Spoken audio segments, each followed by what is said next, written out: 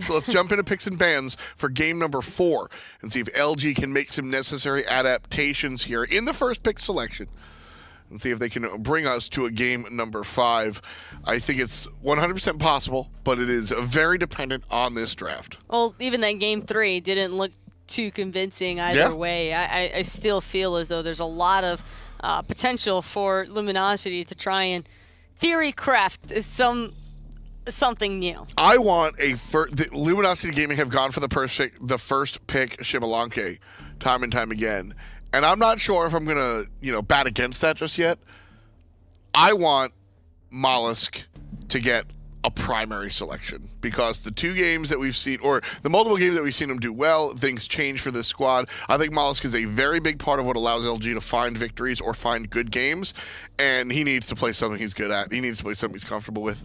The thing about that, though, is that if they want to get a priority pick for Molluskk, then they're definitely going to have to sacrifice either a mid lane choice selection or possibly even the Jorm for Xaliea. They could just look to solidify their solo and jungle alongside of the Xaliea pick, but I do think that Xaliea is a god that Luminosity don't want to see go into the hands of Dignitas. I'd have to agree with that one. So, like I said, I'm not sure if I'm ready to go toe-to-toe with saying don't go Xaliea first, and I think that LG should actually look for it first. But as soon as they get it back before the second round of bans, I want to see another Circuit or Hun Bats or something like that. Dignitas are going to ban out the Shibby. So in that case, King Arthur will be the choice here for Luminosity Gaming. Although, as you did mention, the last time we saw King Arthur in the hands of Xaliea, nothing to write home about. This is the same bans, though, that Dignitas chose in Game 2, except last time around they were in the first pick position, so Luminosity were forced into that Arthur ban. But now that it's up on the table and Xaliea gets to take it for his own, this could pose some problems for Variety on that Terra pick. Could honestly indirectly force Dignitas to stray away from that selection. Certainly possible. Dignitas certainly thinking about it. The Camazotz will be the choice. Camazotz has been one of the go-to selections for a couple of players looking against King Arthur. I like the Discordia as well. The Apple will give a cripple to Arthur, and he won't be able to really deal with some of that stuff. And of course, Strife, John Finch will tell you, is one of his favorite abilities. Just a great choice. This response, though, from Luminosity, taking the Ninja out of the hands of Dignitas. Now that's a tool that Luminosity gets a threat and presence with. But not only that, there's no telling whether this is a pick intended for Molluskk or if it's a pick that's intended for Kiki even in the support role. So that flexibility option now. Or Oceans. That is true also. But I have a feeling Dignitas might look for the Hachiman here. Yeah, possibly Hachiman having that mounted archery is a great escape method away from this Ner'Zhal and King Arthur. It can also allow Ataraxia to play even deeper inside of that backline because of his extended range shots with that Eagle Eye. I would like to see maybe even the Hachiman here for LG, but I think the conversation is, do we get Oceans' selection now?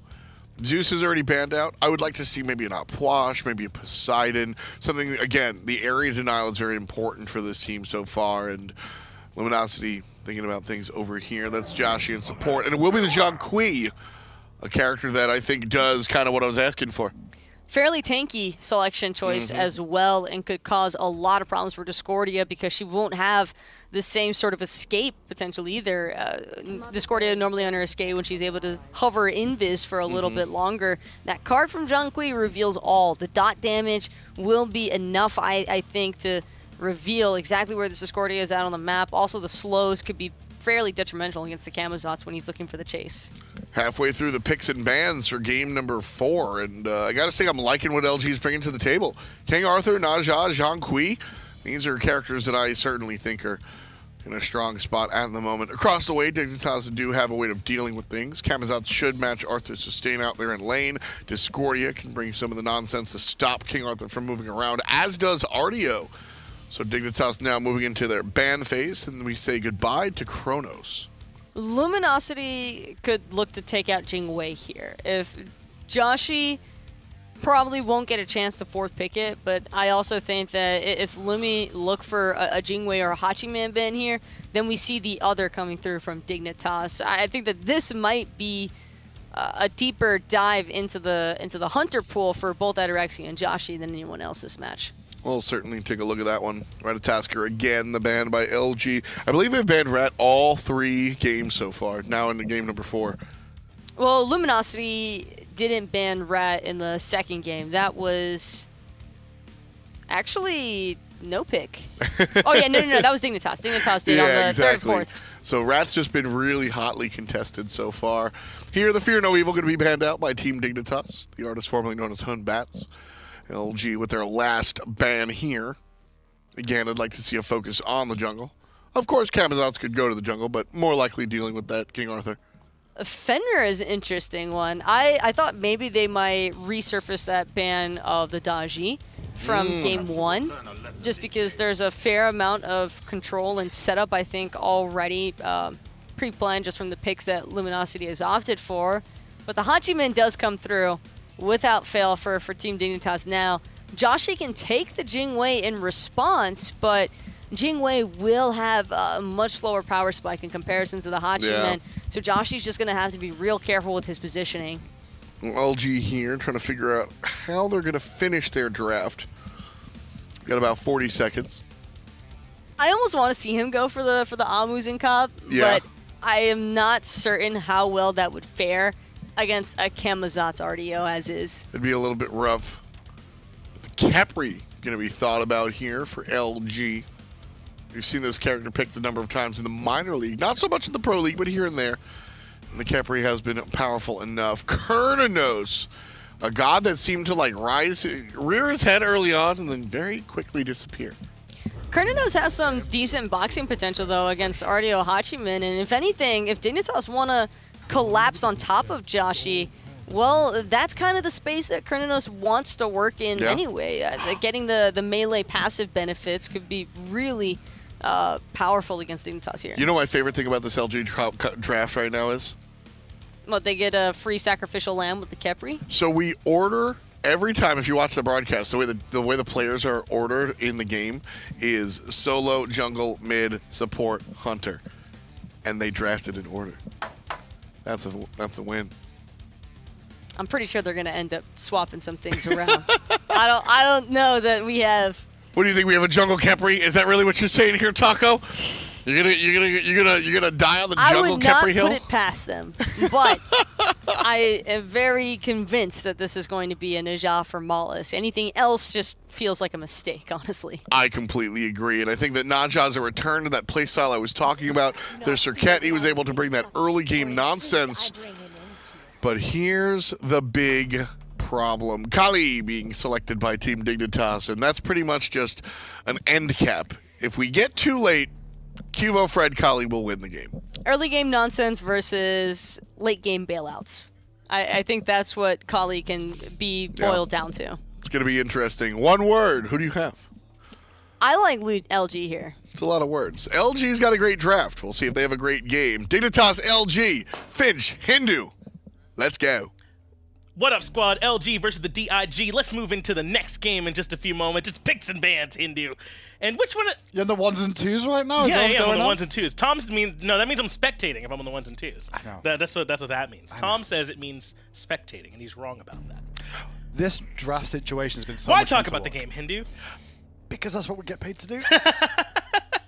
I think that I'm glad they got the Najah. That's one thing I was asking for. Let me talk about Dig's draft here, right? First of all, they leave King Arthur up, not because they want to deal with King Arthur, but they'd rather deal with King Arthur than Yom.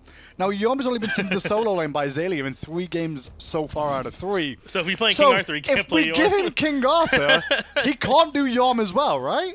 Well, Ataraxia, I imagined, was the loud voice there, right? The Yorm was sitting on him, so he's happy to see that gone. Ataraxia got out of the game and went, I'm really not happy. And I'm like, why are you not happy? You won the game. And he went, because I two-shot myself against Kuzumbo, so I have to use my ultimate. And as soon as I land, there's a freaking snake there. And I'm like, all right, that's fair. So I think that's the adjustment they've made. They know they can deal with King Arthur a little bit. Camazotz has shown that a little bit here and there. So instead, let's give him King Arthur and see what happens next. Joshy in solo lane, though, here at the start, Finch. Yeah, that's something that they've done, right? Is that they've moved Joshy in particular over, and they've sent Xaliea over to the duo lane, and it looks like they're doing it again. And they also beat Tom with the perfect draft of like, oh, look at them all in order. Well, it's Oceans in the mid lane playing the Kernanos. Exactly. Get baited, Tom. Can't believe you thought that's what was going to happen. Idiot. Yeah. Stay free as Xaliea Taco saw it coming now. will come in on the backside and catch out Ataraxia, who I guess probably wasn't expecting to be up against the King Arthur here in lane. And I don't know, you know, because to be fair, when you think about it, like, they saw LG yesterday, so it wouldn't surprise me to see some shenanigans like this at the start. I'm a big proponent of this, though. I think this is a good idea. It is nice. It does mean, though, that Joshy is going to be the one who's probably a little bit further ahead, and Xaliea will be around the level that Hunters normally are. And that's a little bit worrisome. You like your King Arthur to be coming in a level or two ahead of everyone else with maybe an item advantage, too. Instead, he'll probably be right along the same as where the mid and Hunters are. So Hachiman in the draft here as well for Ataraxia is really useful for staying safe in the laning phase, able to poke from distance, clear pretty effectively as well, and have good escape options. Very similar to a Jingwei to an extent. So being against the King Arthur in the early game, I love LG deciding to do this anyway, just to make sure that Variety doesn't go, okay, fine, you're King Arthur, I'll sustain, Exactly. it's okay. They force a different situation here. It gets him away from that potential counter matchup, which is nice too, right? So there's a couple things about this start that I think is good for LG, and as long as Xaliea can, you know, maybe even bully Ataraxia a little bit over here in the dual lane, then I think that this could definitely work out for her. Pressure's on Molluskk this game to look for exactly what he was looking for there, that Sash. Trying to get the pressure early on in the jungle, or at least trying to find a gank somewhere, and make sure that Qvofred doesn't get time to just farm and not have to worry about rotating to support the team. Ataraxia's like, this usually doesn't happen until 20 minutes into the game, where I have a King Arthur spinning all over me and I don't know what to do about it. Look at Ataraxia's face in the bottom right. He's just like, I hate life. It really does look like that, doesn't it? It's just not fun. Pull in with the abduct from Kiki, though, and Variety under a bit of pressure here. And Kiki wants to keep this one going, but they're not going to be able to lock him down. I say that, but Kiki turns level 2, so now he has the roots. And they have the sprint as well. Maybe they can actually catch up to this Camazotz. Joshy gets first blood. Variety just outplayed himself a little bit too much there. He didn't have his leap available to escape. He thought he'd be able to resustain back up, not take too much poke. Him falling down just helps out LG some more. Yeah, silly Variety, not knowing how the 1v2 matchup goes when you're on Camazotz up against the Jean-Qui Khepri in lane, and he turns level 2 in the middle of the fight. Hold up. It's 2v1, right? And you're going to keep trying to clear the wave out and ignore the poke you're getting? Sure. No. Sure. No. How dare you? But he does get punished for it. But I get what you're saying. Even if you're not, you know, as familiar with the matchup as you normally are, you got to make sure you're careful up against 2. I think that the level up might have just caught him a bit off guard. The sprint is probably what caught him off guard more than anything else. Not realizing he had to deal with an actual relic that would be used aggressively over a blink. Xaliea has the blink, speaking of that, over here in the dual lane. He knew he wasn't going to be in solo, so he can use this to be aggressive. We're going to see a King Arthur be a part of fights maybe even more often than we're used to, too. It's possible Xaliea might look for some rotations. I love the freeze on the lane so far that LG is doing. Talk about your rotations. Yeah, you're seeing a little bit more now that Variety and Qvofred hanging out on this right-hand side a little bit more, just to try and make sure this isn't a complete collapse on the solo side of things. The one downside is that Josh has had to have Kiki here with him almost this entire early game. It has netted them a kill, but it doesn't mean that you don't have that typical solo lane farm that's getting out in front that you normally do. In fact, Variety jumping aggressively onto Kiki here. He's level 5. Yes, level 5 is a big key. Level 3 for both Joshy and Kiki at the moment. This is just a 2v1 scenario where one player will get a lead of experience, but the other two should have pressure in the lane. It's a Camazotz, however, and the Camazotz will be tanking, be able to resustain. Even though he dropped that one life, it's not going to be doom and gloom from just yet. You saw earlier, Doug pointed out that Warrior's Blessing, and that was because Joshy was coming over here to the solo lane, man. He wants to be tanky. Still no boots either. He's going into some defense right away, and I imagine he'll be grabbing some later. Xaliea takes Ataraxia to the sky. And for Camelot! For Camelot. Yeah, it's much more authentic when you say it. It is because, you know, that's... Go ahead. That's one of my places in England. That's right, exactly. Camelot is a great place. What? No, it's very funny. Xaliea might be in some trouble, though. Ataraxia comes in as well with the mounted archery, and he's been removed. Even letting him hear it a little bit. I think Ataraxia is happy to get some help. But up into the sky That goes tower Variety. He might be in trouble on the right-hand side. Tower You're right. shot. It's waiting on him. He has no choice. Ooh. But he makes it back. Gets a little bit of healing and just barely lives. He lived anyway without the pool, but just landed on the pool going, okay, I'll just drink you and I'll be fine again. Works out nicely. That was his own corpse position, I believe, from his first death. That's funny enough. He made it right back to where he took that Molluskk. spell earlier as Molluskk in some trouble. Ocean's helping out with the Wild Hunt, and that gets him out of there, but not what you want to see from your Naja. But it's a good point what you just said there, Finch. It was the Wild Hunt that just saved his life. Molluskk is looking to try and make plays in the early stages if he can, but that window there missed it and caused a lot of problems for himself. Aggression, though, from Dignitas. They know they've just forced out Molluskk, so they can come aggress onto the red buff. Ocean's trying to defend it all by himself, as Variety on the right-hand side takes some poke. So what you've seen so far is LG and the dual lane have frozen it a little bit, having Xaliea keep the minion wave frozen deep, making Ataraxia play up. The problem is, though, is if they're going to play up and continue to lose lives there, it means the red buff invades are happening and available a little bit more. But right under pressure, no ultimate available. He's been rooted as well, so Josh is going to keep on pushing, and they eventually do find the kill. Even Sprint comes out as they're worried about possible rotations, and that gets them on out of there. They have now twice put down this Camazotz. Neat. But now he's going to teleport back to the lane again and be fine. You know, that's what I'm only concerned about. I agree. It's not that. Yeah. They're getting the picks, but Camazotz still has a level lead over the person he's in lane against, technically. Obviously, he's against two, and he's going to have a bit more experience, but he's not really hurting too much just yet. This could be painful. Molluskk in a lot of trouble. Qvofred's the one that gets the kill. 1-0-0 now, and having elected to go the Hasten Katana start. Likely he'll be skipping out on the boots. Transcendent start in the mid lane for Oceans. I like that because the power is going to be very useful. Mana again, which is always important. And I did want something a little bit more aggressive. Oceans can definitely do that a little bit more so on the Kronos. Although most of his gods are very much sit back, it feels like to me. The only one I've really seen that's aggressive is the Zeus. But even then, it was more of a passive, wait for the right situation sort of play.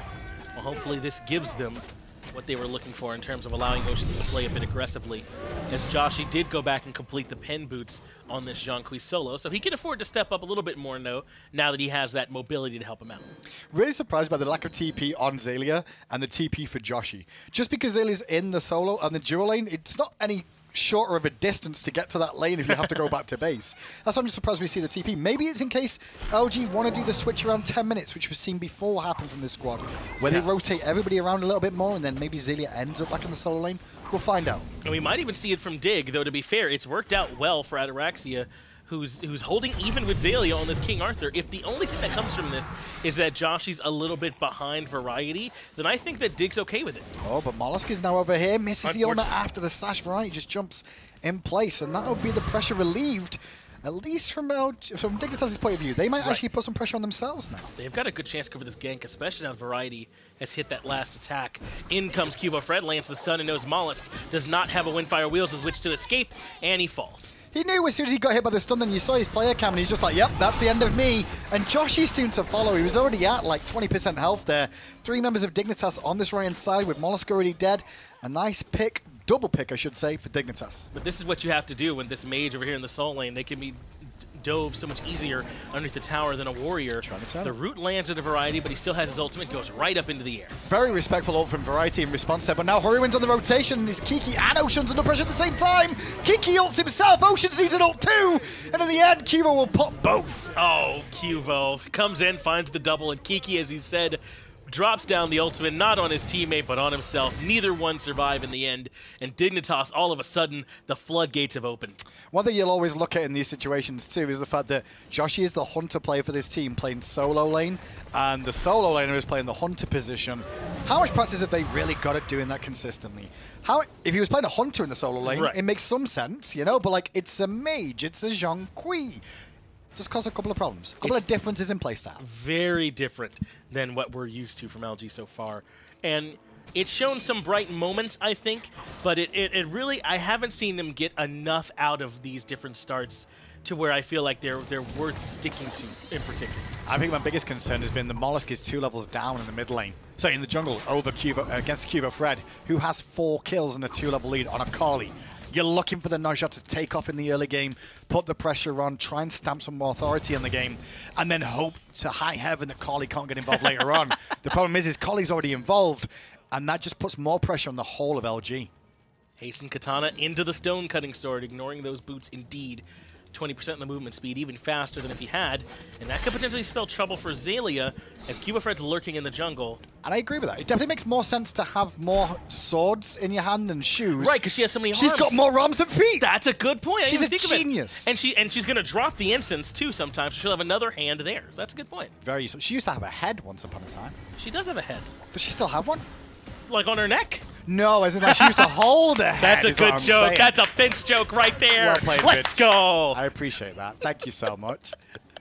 I was just trying to come with the head. Blinking from Molluskk, doesn't find the sash, and now Variety gets a chance to go. Okay, you want to fight me? There we go. It was go. a great stun from Joshy to set this all up. Windfire Wheels on the mark this time, but is it enough? Variety's still holding on to the ultimate, and that's a get a jail free card. Trixtank was rotating over too if they needed more help. Variety never really in trouble there. Really like the first swoop from Variety. Just swoops down, does a bit of damage, and goes, okay, how's everything looking? We are not getting a pick here. I do not feel comfortable. I'm just going to go back to my tower. Got my teleport up, and Trix is here just in case. And they have slow Variety down a little bit, only level 10 right now. The Hunter Oceans. I thought he was going to get picked now. almost still hit him. I was watching. He got away from it at the very end, though. That they're dragon gonna looked get like it was homing. a cheeky Pyromancer, perhaps? Trixtank is in some trouble. This hash already come out, but it's Molluskk who might not have the mobility that he'd rather have. Wild Hunt, at least it's Trixtank, but it's Joshy who's recalling the demons, but they're not doing anywhere near enough damage. And now all of a sudden a Qvofred has appeared, but Xaliea is here as well, and look at his damage. It's pretty nice on the back end. Yeah, Dignitas trying to run away from Xaliea. Meanwhile, Kiki's getting away from one angle. Josh being chased down by Qvofred. And Qvo will get the reset. Xaliea, who was still chasing onto Trixtank and Variety, now in a world of hurt, surrounded by 4. Uses Excalibur to try and give himself a bit of peel and hope that Oceans and Kiki can help him out. It actually did. He got the kill into Variety. Keep in mind, Ataraxia has continued to push on this left side. He got the tier 1 and is threatening the tier 2 as well. So it was 1-for-1 on the right side, but this still favors Dig. It all went wrong for Luminosity, though, around the Fire Giant because they were in a 4v2 situation where they split the damage on 2 different targets. And the targets were both tanks? And if you would have picked one, they may have got a pick. Maybe, but going on to different targets ended up meaning that they used up a lot. There's that TP. Josh got over here to defend the tier 2. There you go. I bet he's really happy about going to lane and seeing that Ataraxia's got a 3-level lead on him right now. Gross.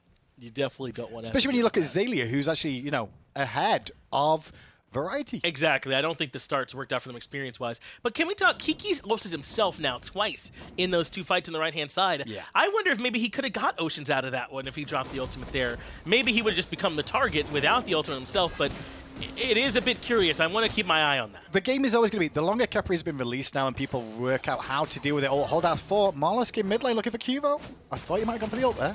Instead, he Instead, backed off. It's a free gold fury now for Dignitas. I don't think that anyone from LG even recognized that one was happening. So now they hold on to about a 4K gold lead. but the problem with Khepri is that a lot of teams know how to play around the ultimate a lot more now, and that's the big point here, is that when you see that ultimate popped, you just wait. You can be patient. It doesn't have to be on the target, but if you can force him to do it on himself, it causes problems. Trixtank is up in the air. He's been pulled there by Molluskk. Wild Hunt's waiting for him, and that's a nice cleanup kill. But there's going to be more action on the back end. Variety uses his ult defensively right away. It's a bad fight. And now Kiki has pulled in Qvofred. Perfect sash from Molluskk, but a better ultimate from Qvo keeps him alive. But Joshy wants to keep going. That's a great route. It's just not enough. Ocean shuts him down. A little bit over-aggressive from Dig there, a little bit too cocky. They were a little bit further ahead. I mean, Qvo jumping in goes, don't worry, I'm Carly! And then CC chains to high heaven, lose a tier 1, potentially a tier 2, and a tier 1 on the right-hand side maybe? Sure, Ataraxia will get a tier 2, but I think Dig gave quite a nice window to LG to give him a way back into this one. It is good, though, that they defend the tier 2, so it's really only Ataraxia who gets one. He gets it all the way over there on the long lane side of the map, because no one was over there to stop him. He didn't rotate. Level 15, highest in the game, by the way, with a rage finish. Notice when I said about the LG squad, though, about switching positions, as soon as the switches start up and everyone gets a little bit discombobulated, so to speak, in terms of Dignitas' team fights and the coordination of who the target is going to be. Right. Because they're not sure who the target is now, because the target has changed. They're all over the place, and they're not the roles you think that they normally are, right? Joshy is the Zhongqi, but he's not the solo Zhongqi. He's the hunter, and he's got hunter levels of farm. I mean, doesn't it throw that off too? Like, when you look at a god immediately, you're like, okay, that's a solo laner. He's this strong at this point in the game, and that's ingrained in you from all these hours. Yep. Even that's thrown off as Pyromancer is going down for Dig. And the big thing is objective focus. Once again from Dignitas. Gold Fury's down, Pyro's down, I believe, for the Goodness, first that time so accuracy. far. And now Ataraxia's going for the kill! It's not going to be enough damage, though. Tell you what, if he had Crusher, that's a kill, that. What a stupid build he's got. What? It's a great build. I'm and joking. I'm loving it. I'm Sure. And what a great round or set this has been from Ataraxia all around, man. I've loved watching him play and getting to play aggressive, getting to try out some new builds and see how they feel for him. He's looked great so far. As Qvofred's lurking, they got good damage on the Oceans. This might have Kali's name all over. Oceans, though, secretly enough, doing a pretty good job in the mid lane. Got a level lead so far over Hurriwind. The distractions that LG are causing towards the solo and duo is leaving Oceans a little bit free in this mid lane to just keep sustainably farming up and putting out some decent numbers in damage, too. Just keep an eye if he can keep that trend going, because I think as the season goes on, Oceans might be a real linchpin to this squad. I think so. They're going to need him to be able to step up and perform a lot more like we saw from him in Game 1, but on a variety of different picks. No pun or anything intended with the solo laner of Dignitas. Handyman looks frustrated, but I didn't mean the pun. But I was about to say Kamazots is what he's playing.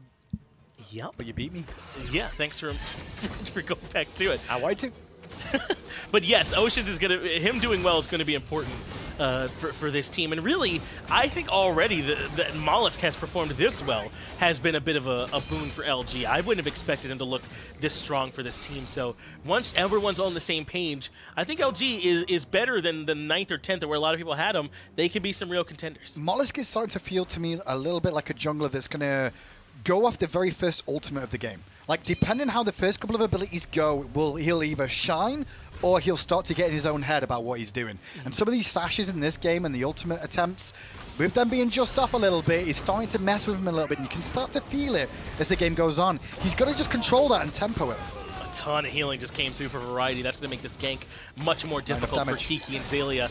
Molluskk is on the way to this one too, and Variety might not realize he's in that much danger, though he's got backup. Trixtank blinks in, stun, and that shuts down Mollusk's impact. Variety still handling the 1v1 of the backup against Xaliea, but now all of a sudden, Molluskk can move in as well. Everybody collapsing on Variety, causing a problem, and Qvo just waits in the jungle for the rotation, looks for the pick on the Colonel, puts the pressure on! Hurry got stuck in the middle of the fight and gets blown right up. Kiki is the one that gets credit. Qvofred jumps away from the root, but a better abduct slows him down. Beads from Qvo buys him a moment. The stun comes out as well. That forces the hand of the jungler. He goes to the ultimate early, gets a big heal off by taking down Molluskk. Qvofred now got to run away. He's low on mana too. Trixtank going to peel for him. But look at Oceans' positioning in that fight. He knows Qvofred was still hunting him the whole way through. Uses the Aegis, uses the dash, sticks with his team. Great plays from LG, but Dignitas is still winning this one. And the biggest problem they've got is that a Hunter pretty much went unchecked in the dual lane after the start. Ataraxia's level 18 at 17 minutes in. This is the risk you're running, and Joshy just felt the full force of that. And this is optimistic from Oceans at best, right? That he can stick around here and fight with Ataraxia. No chance at all. Level 18 with the Rage and the Execution are now finished. I mean, you're right. If this is the place where this start has messed up for them. Definitely. Ataraxia getting to farm this far out in front, go unchecked, strip all these towers, it's too big a problem. But LG know that'll be the situation, that the Hunter will get ahead, but they are valuing Variety over Ataraxia in terms of problems to deal with. So shut down Variety a little bit more in the early game. As you can see now, the actual lane matchup of Xaliea versus Variety, Xaliea does have that lead, whereas the other side of the coin is Ataraxia versus Joshy. Ataraxia's got a massive lead, but can he run away with it is the question. And it's about 7,000 in both those categories, the lead. 7,000 gold, 7,000 experience.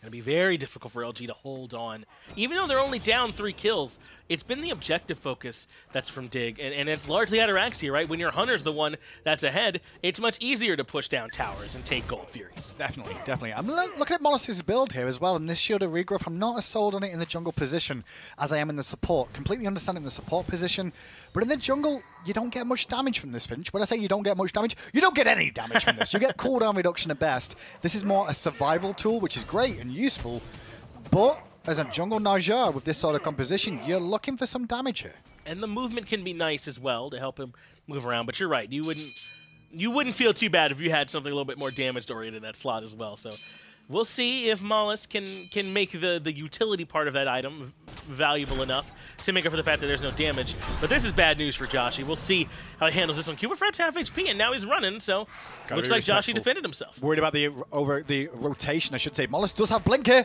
but can't land the Windfire wheels. That means that Qvofred's out. The sash doesn't land either. They at least get the ultimate out from him, but that's 2 on one side against 1, which means Dig have the advantage here, 4v3. And look at them push Ocean's back. They know he's got no beads. They know he's got no Aegis, and Kiki now has no ultimate, forced to ult himself. Xaliea has to walk away from the tier 1 tower here, creating some more pressure for Dig to take another objective. They will take the tier 1 and right. No one from LG can stick around. They'll at least send Qvofred to defend the duo lane, the long lane, but it's just Joshy. This is not the same as when they left a Hachiman by himself. He's not nearly as much of a threat. Really feels like the first 15 minutes of every LG game is organized chaos, but after that, it just becomes chaos. That's right. At the beginning, they're like, okay, I think we can kind of like thrive in this move fast and break things kind of style, but now it's just breaking things, as unfortunately Kiki's in some trouble. It's more Xaliea, but he'll use Excalibur on Variety. Not the prime target to be after there, but the one that he found, at least for now. Kiki trying to help out from the backline, as is Oceans. It's a 4-on-3 situation, and the Pyromancer is under threat. Dignitas should be able to grab this. No one from LG are going to move in and contest it. So at the very least, the Pyromancer goes down, but not the FG. They keep that big objective safe, at least for now. I mean, they don't have to force it here, Dignitas, too, and that's the one thing. A lot of people seem to push the fire straight away when you get up a small window. That can actually allow a team back into it like LG, especially with how the state of this game is. Sure, there's a gold lead for Dignitas for now. They're looking pretty comfortable, but the longer the game goes on, the better you feel about beating Dignitas anyway. And remember, as weird as LG's start was, the comp is normal, right? They just went to different spots. It's a regular comp, like with one of everything in there. It's just that they went to weird spots at the start of the game and or maybe played not where you expect them. So if the game does go late, it all comes out in the wash. And I'll agree with that if we have a team fight yet. We've not had a straight up 5-on-5 yet, which that does impact the positions these characters are in, because if you see them fights on the solo side and you've not got magical damage coming in there, which you've not because Joshy's in duo now, causes problems. Well, Molluskk has found himself a target. It's Qvofred up in the air, but no one's there to follow up. He has time to get the ultimate off. Avalon. And now Molluskk in some trouble. That's a good job dropping the ultimate, gets him back out of there, but now some trouble coming Xalia's way. They only have one Scarab's Blessing, but Xaliea spins his way back to safety. He's retreated. Everybody is still alive, but Joshy has no ultimate now, so his protections are a little bit lower. Xaliea was lazy back and gets picked up by the scraps of Trixtank, and now is Dig down the mid lane. And Kiki uses Abduct to try and pull a tanky Trixtank back in a tower. I don't know how worth it that was. Hurriwind got the kill, and now the level 20 Hunter can join the fray. Beads gets him through, and Hurriwind finds the double. That means only 2 from LG still standing, and Dignitas, the map is theirs. Notice how wide open they were too. They didn't have any minions with them in that tier 2, and they're like, okay, we can just keep pressuring for kills because we have broken the front lines. Molluskk hit a good ultimate on Variety, but it's not the target you're after there. Any other target may have been a little bit better. I mean, even they look for the collapse on Qvofred, they just don't have the follow-up. And this Fire Giant, we like to say free around here, but this one was well earned off the back of that scrap in the middle lane.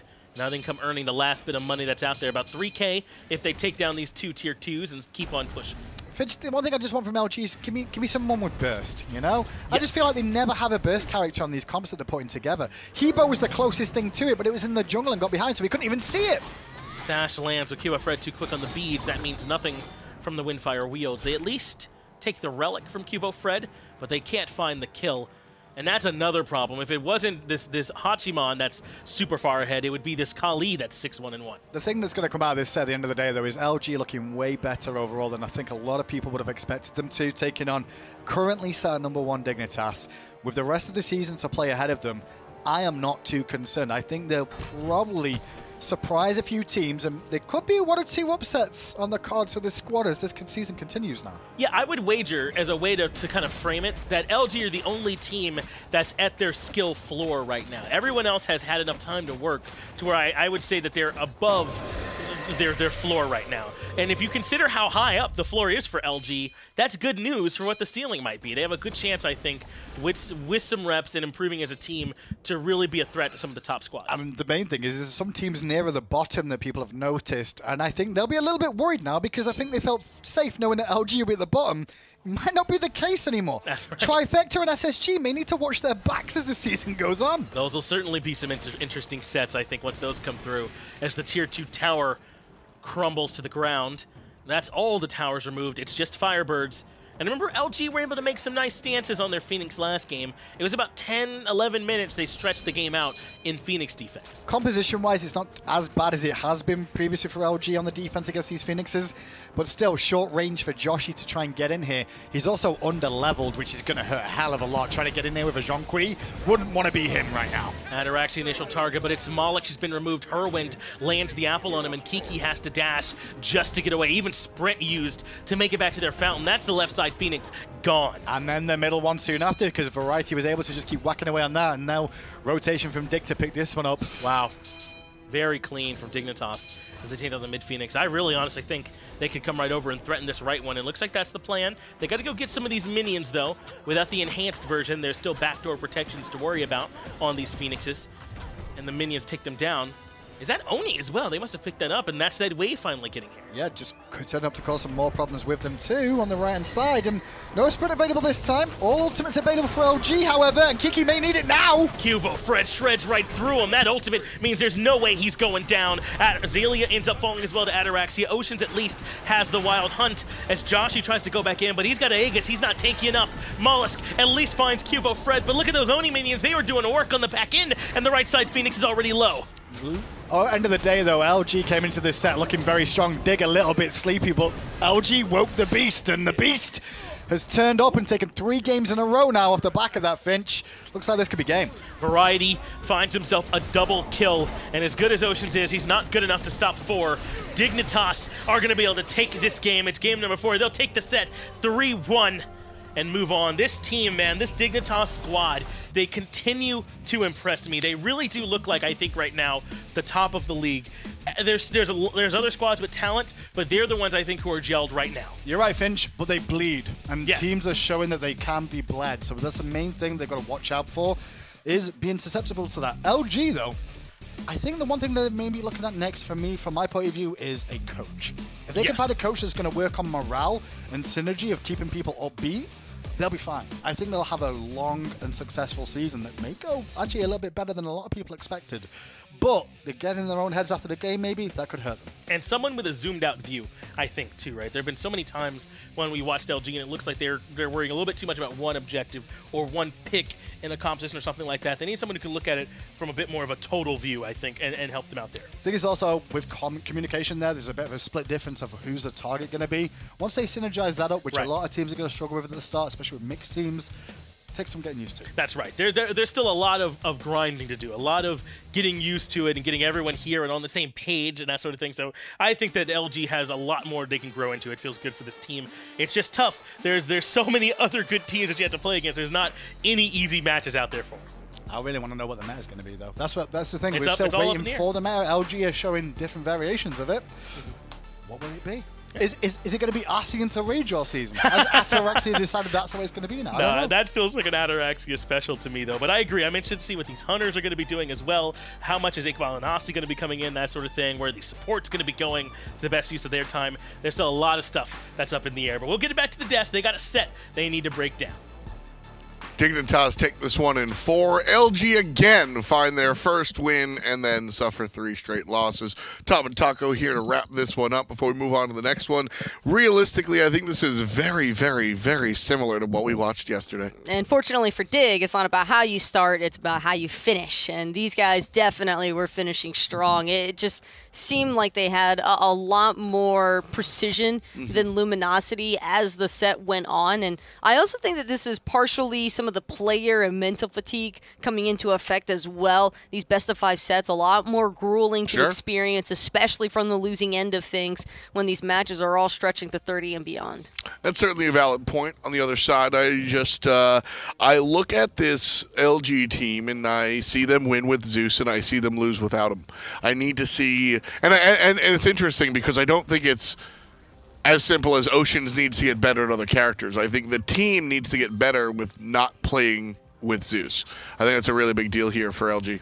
Well, I actually like the fact that you brought up Oceans because I do kind of feel the same way. It's not that Oceans is like awful on the Kerninos or anything like that, but it's a team. I think that it was a little bit too much of a stretch for LG this time around against Dignitas. I like the composition that they had even in Game 4, but stretching Joshy onto the John Kui ADC, leaving Ataraxia essentially a free lane for him to farm out, while Luminosity was a little bit too heavily prioritized around that solo side of the map and trying to shut down Variety. I think it just caught the better end of them, because by the time Ataraxia starts making rotations, he's 3 levels up on everybody.